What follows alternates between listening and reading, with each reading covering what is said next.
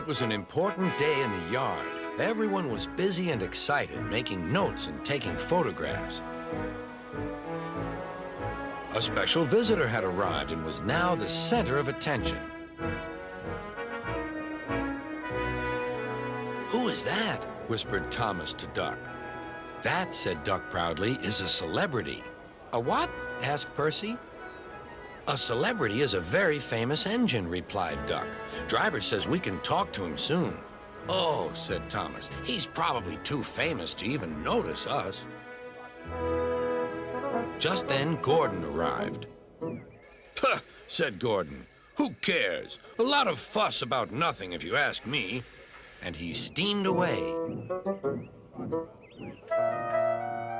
Later that night, the engines found that the visitor wasn't conceited at all. He enjoyed talking to the other engines till long after the stars came out. He left early next morning. Gordon was still complaining. "Good riddance," he grumbled, "chattering all night. Who is he anyway?" "Duck told you," replied Thomas. "He's famous." "As famous as me? Nonsense."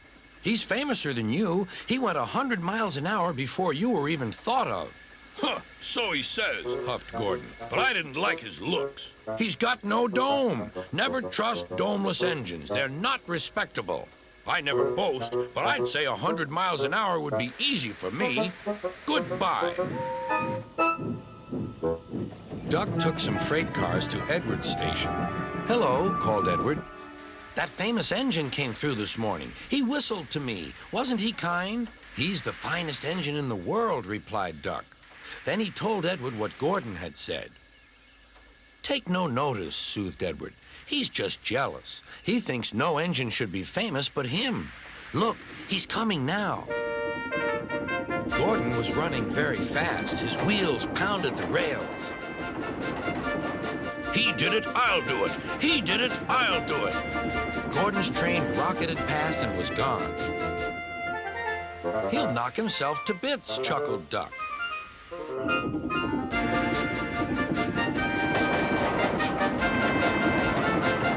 Gordon's driver eased him off.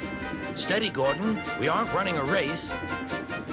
"We are then," said Gordon, but he said it to himself. Suddenly, Gordon began to feel a little strange. "The top of my boiler seems funny," he thought. "It feels as if something is loose. I'd better go slower." But it was too late. On the viaduct, they met the wind. It was a teasing wind which blew suddenly in hard puffs. Gordon thought it wanted to push him off the bridge. "No, you don't," he said firmly. But the wind had other ideas. It curled round his boiler, crept under his loose dome, and lifted it off and away into the valley below. Gordon was most uncomfortable. The cold wind was whistling through the hole where his dome should be, and he felt silly without it. At the big station, the freight cars laughed at him. Gordon tried to wheesh them away,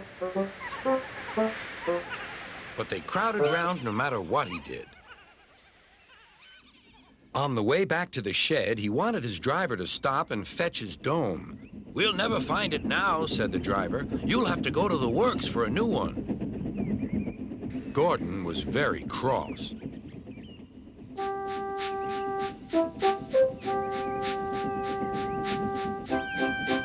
"I hope the shed is empty tonight," he huffed to himself. But all the engines were there waiting. "Never trust domeless engines," said a voice from somewhere behind him. "They aren't respectable."